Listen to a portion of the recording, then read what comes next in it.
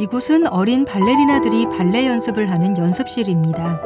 커다란 연습실에는 문이 활짝 열려 있는데 그 문 밖으로 복도의 창문까지 보이고 있습니다.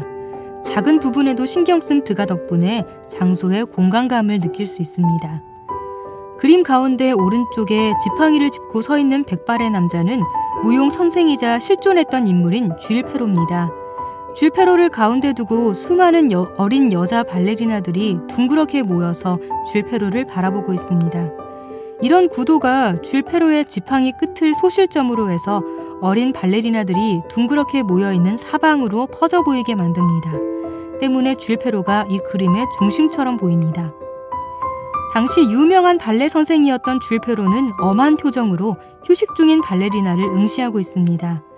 어린 발레리나들은 모두 제각각 행동을 취하고 있어 드가의 세심한 관찰력이 돋보입니다. 그림에서 가장 가까이 있는 두 여자 발레리나를 먼저 보겠습니다. 두 여자아이는 모두 쥘 페로를 바라보고 있기 때문에 관람자에게 등을 보이고 있습니다. 피아노 옆에 선 아이는 왼손을 허리춤에 대고 오른손에 펼친 부채를 들고 있습니다.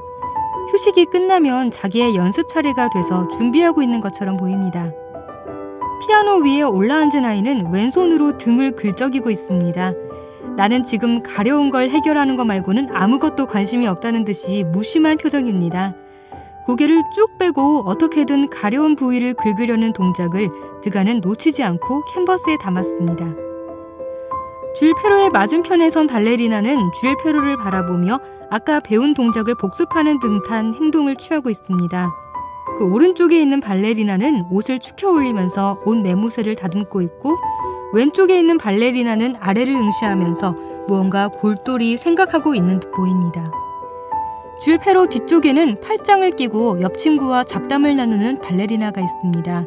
그런데 들어주는 옆 친구의 표정은 고된 연습에 지친 기색이 역력합니다.